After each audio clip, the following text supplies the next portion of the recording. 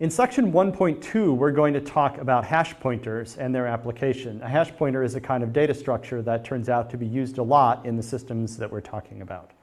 And a hash pointer is basically a simple thing that we're going to take a pointer to where some information is stored, and we're going to, together with that pointer, store a cryptographic hash of the information.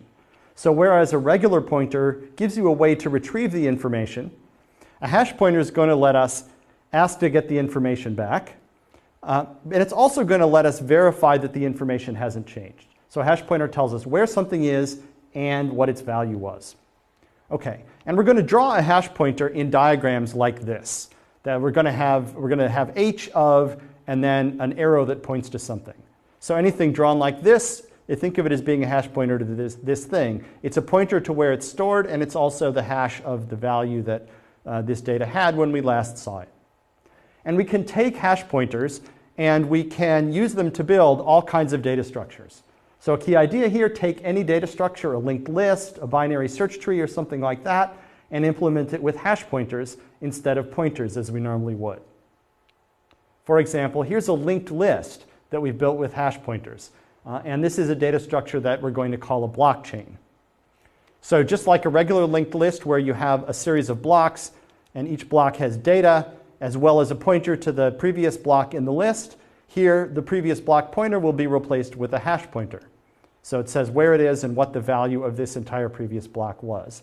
And we're going to remember the head of the list like this, just as a regular hash pointer. Okay.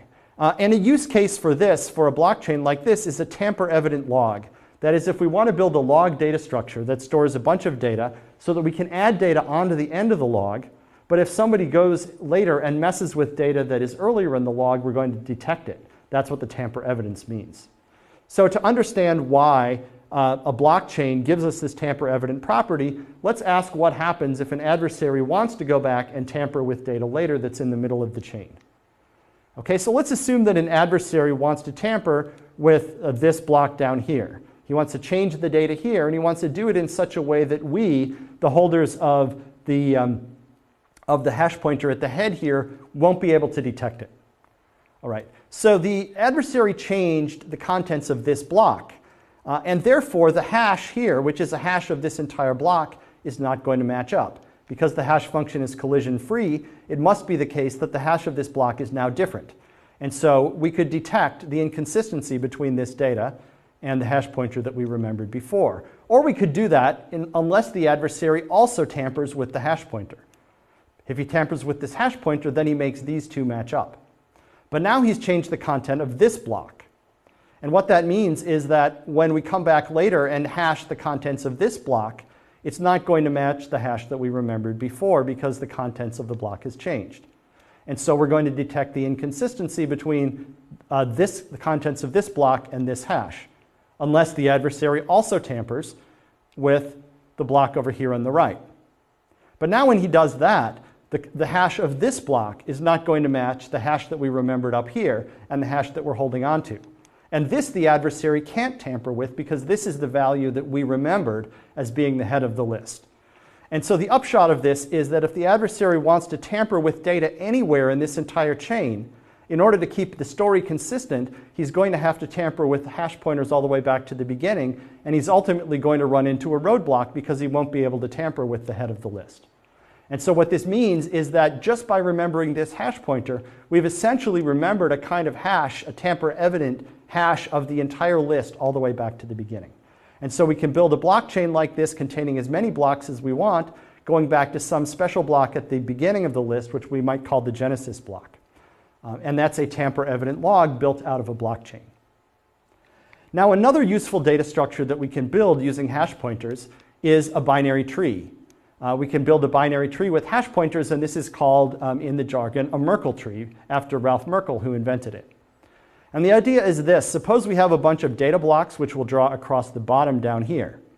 We're going to take consecutive pairs of these data blocks, and for these two data blocks, we're going to build a data structure here that has two hash pointers, one to each of these blocks.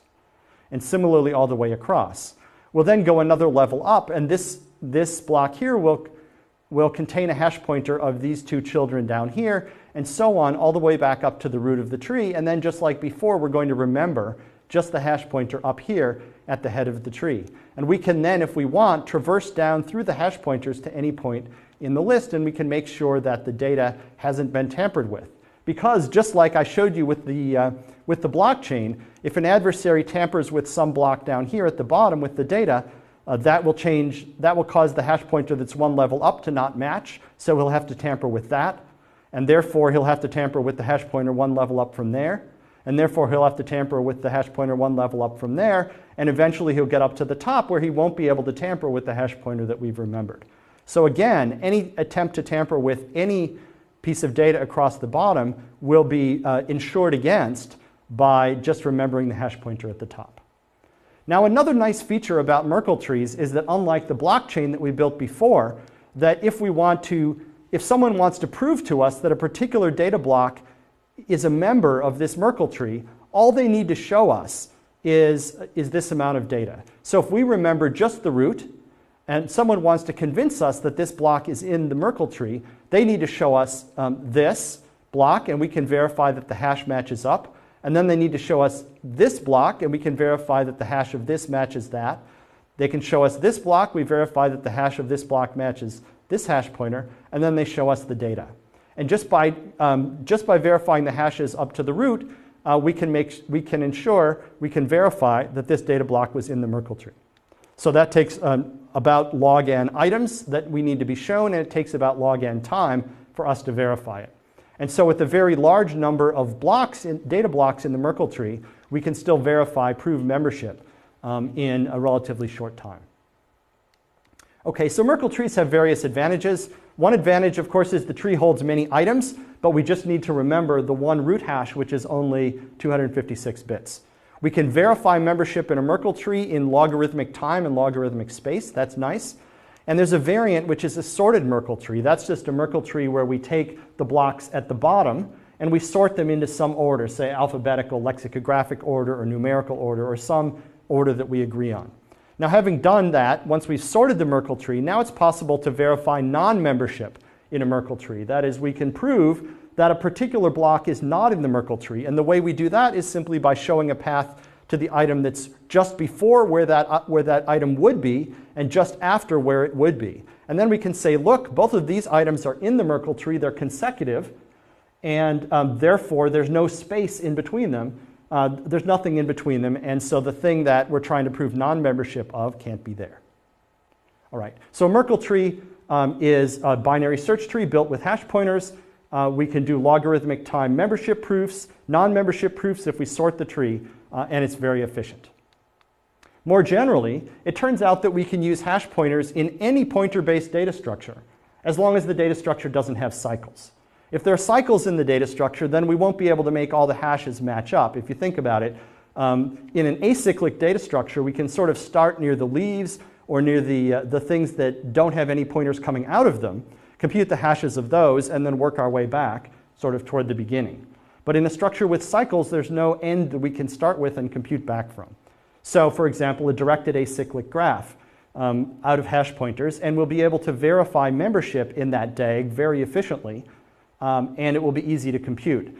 So this is a general trick that you'll see over and over throughout the distributed data structures and throughout the algorithms that we talk about later in this lecture and in subsequent lectures.